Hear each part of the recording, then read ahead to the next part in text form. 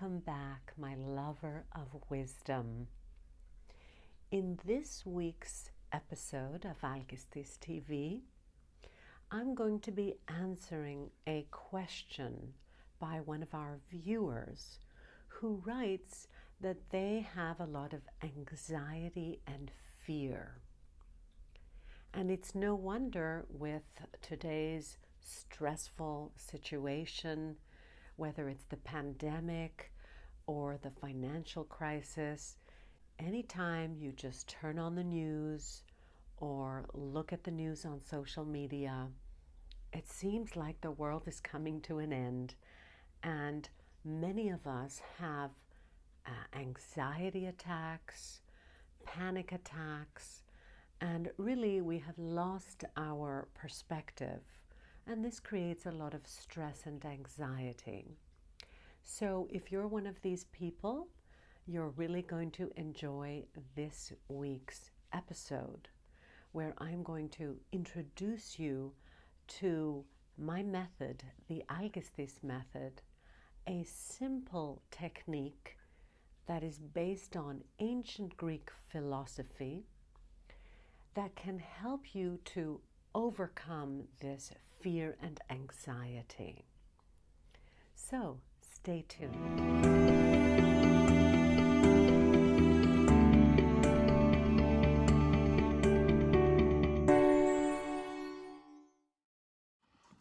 Welcome back, lover of wisdom.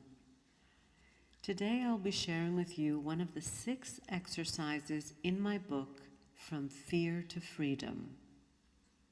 I would like to invite you to really do this exercise and not just listen to it passively.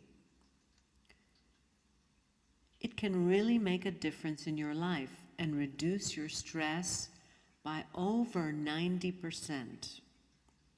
You can replay this video as many times as you like until you really learn the exercise and it becomes a way of life. Now, we all know that managing your psychophysiological state is not an easy task, especially when you have deep-seated fears and insecurities that flare up when they are triggered by some external event.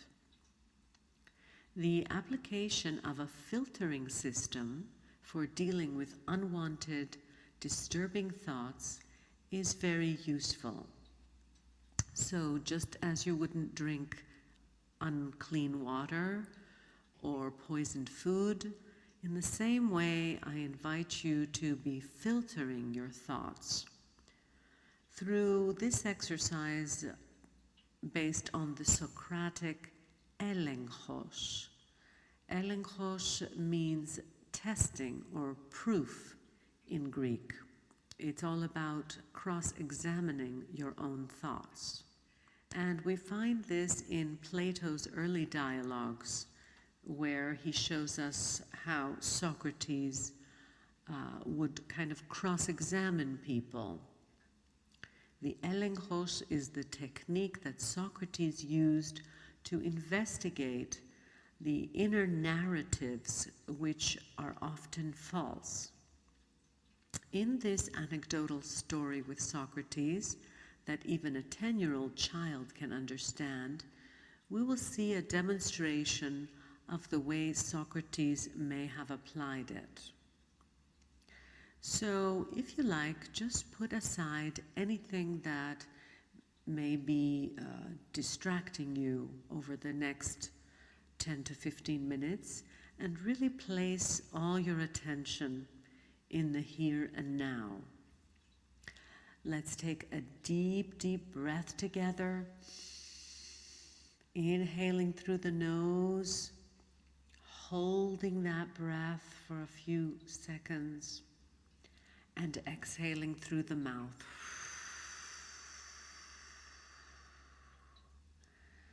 So I want you to travel back in ancient Athens. Socrates is taking a stroll to see the sunset over the calm blue horizon of the Aegean, when an acquaintance runs up to him excitedly and says, "Socrates, do you know what I just heard about one of your students?" "Wait a moment," Socrates replies. "Before you tell me, I'd like you to pass a little test. It's called the test of 3.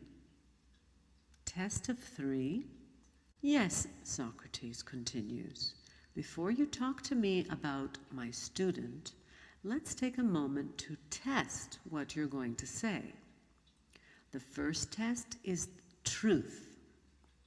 Have you made absolutely sure that what you're about to tell me is true?" "No," the man replies. "Actually, I just heard about it from someone." "All right," says Socrates, "so you don't know if it's really true. Now let's try the second test, the test of kindness. Is what you're about to tell me about my student something good?" "No, on the contrary." "So," Socrates continues, "you want to tell me something bad about him, and you're not even certain that it's true." The man shrugs, a little embarrassed. Socrates continues, "You may still pass, though, because there is a third test, the test of usefulness. Is what you want to tell me about my students going to be useful to me?" "Well, not really." "So," Socrates says, "if what you want to tell me is neither good, nor true, nor useful, then why tell it to me at all?" As this story reveals, there are 3 filters that we can pass our thinking and our beliefs through before we allow them to dwell in our minds and cause havoc. The first is it true? Now, this represents ethos. Consider things like integrity, credibility, and the accuracy of your thoughts. The second is representing kindness, and we can align this with pathos, considering our feelings, our emotions, compassion, kindness, empathy. And the third, is it useful, represents logos, and under this category, practicality, applicability, facts, and strategies. So now let me turn this exercise towards you and some issue that is causing you anxiety. It's causing you to stay up at night and losing sleep over it. You will be using the 3 filters to overcome distressing, angering, fear-filled thoughts and beliefs that you may presently be holding. So let's begin. Bring to your mind a particular thought or belief that worries, distresses, or angers you regarding your personal or professional life. And it can be a large or small thing. If the frustrating, angering, or frightening event is something you are envisioning in the future, visit and experience this frightening event. So if you're constantly projecting something about what's going to happen to you or your family or someone you love or your business, just take a moment to visit it in the future. For some of you, the frightening or anxiety may have to do with the past, because it's something that occurred in the past, and it's the way in which you haven't healed that event yet. So you will be revisiting and reliving the scene simply to review it and connect with it. For example, in the year 1989, I had a very big argument with my father. Some of you may know, because you've read my book, From Fear to Freedom, how we had this huge argument, and well, my belief at that time, if I enter my thinking, was if I leave my job at the bank, which I really hate, my father's going to be disappointed in me, and he's going to lose his love and admiration for me, and he won't forgive me. So this was the fear I had, and that was one of the reasons that I hadn't left my job at the bank. Let's look a little deeper when you look at that fear. It meant that I felt that I was not worthy of my father's love. So I want you to do the same. I want you to really identify the core belief that is frightening you. The core belief that's keeping you back, either in the event in the past or something about your future. What's the core belief that is causing you the anxiety? Simply write down the exact frustrating, angering, or frightening thought that is running through your mind. Try to formulate it exactly as it's running through your mind. For example, in my case, it was, I'm not worthy of love, my father won't love me anymore. All right, now just try not to analyze it. Just state it simply, like I just did. To help you with this, you may begin the sentence with, down deep inside, I'm afraid that, and then just fill in the blanks. Down deep inside, I'm afraid that, ... I'm just giving you some time to fill in that blank. All right, and once you write that thought down, let's dig even deeper. What does this mean about you?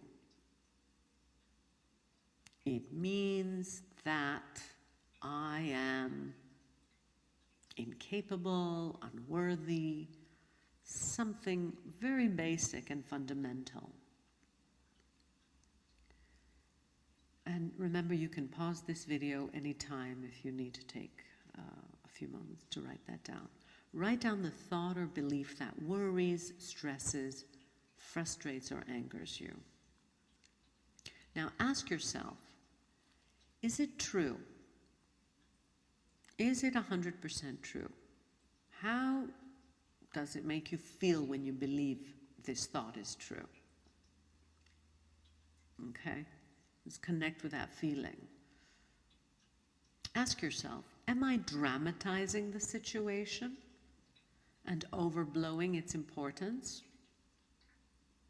Am I generalizing it? Am I over-personalizing it and taking offense at things or blaming myself about things that are not really related to me? So just ask yourself, again, this really fundamental question. Is it 100% true? Just yes or no. If you consider it to be true, to what degree is it true? Is it 100% true? Is it 75% true? 25% true? So giving a general statement that something is true may be misleading if it's only 50% true, okay? We often believe in certain quote-unquote truths that we tell ourselves, even if they have a very low percentage of truth. Now, if we demystify it for a moment, we can loosen the ground upon which it stands. Sometimes it takes one small doubt to make that wall start tumbling down. If your answer is yes, it is true, try to process it, to gauge it, and its actual importance relative to your overall goals. Imagine, who could you be if you didn't have that thought? What sort of thoughts would you have instead? So I'll just give you a few moments to take down your notes. Who would you be if you didn't have that thought? What sort of thoughts would you have instead? Now I want you to move to the second part. Is it kind? Is your thought or belief kind towards you? Are you putting yourself down or being too critical, for example? Now, don't get me wrong, self-reflection is good, but many times we judge ourselves too harshly. We're all human after all, and we make mistakes. The point is to learn from them and not to let them drain our energy and confidence. You may find that you can trace back this harsh, critical thought to your mother or your father or some very mean teacher who you might have had when you were younger.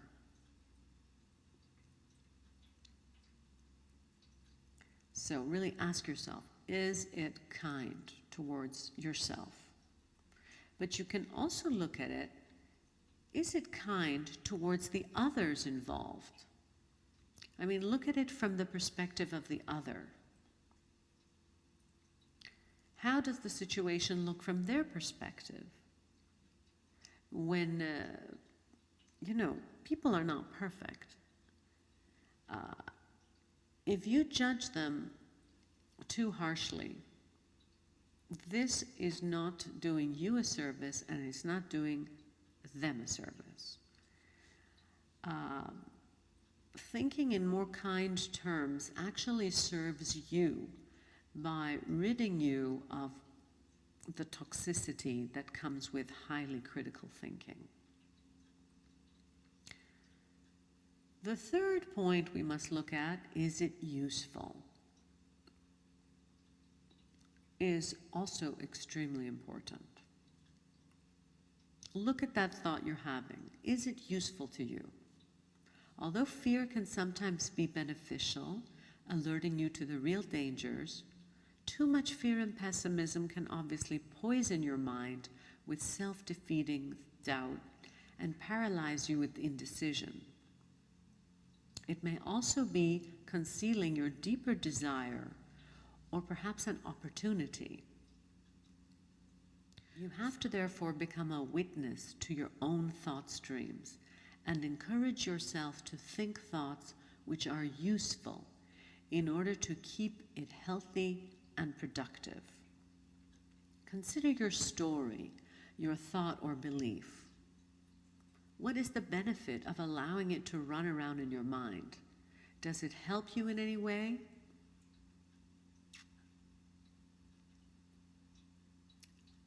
Ask yourself, who do you really want to be in this life?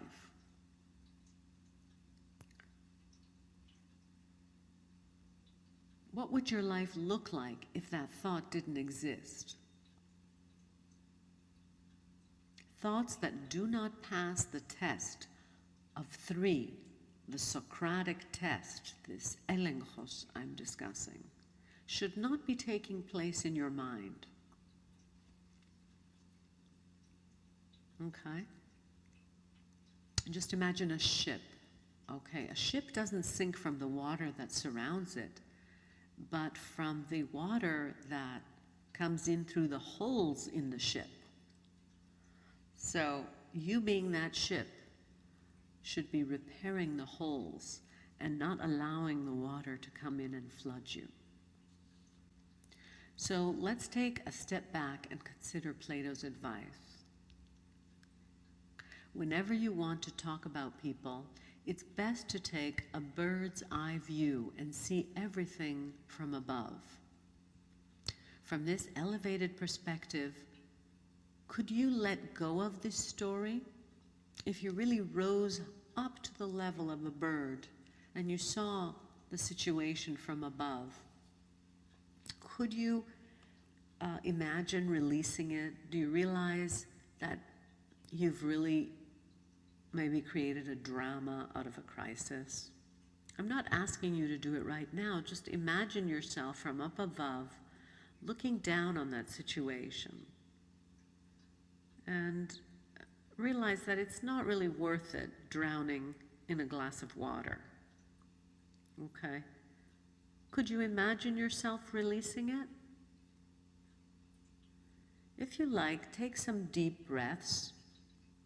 Feel yourself connecting with the source of your strength and power.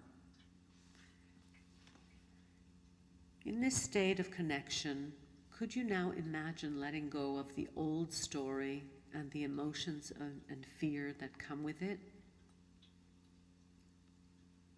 Just consider for a moment, could you let it go? Would you consider being free of that story or that emotion? Remember, it's actually for your own good. Ask yourself, by when are you interested in experiencing freedom? A week from now? A month? Tomorrow?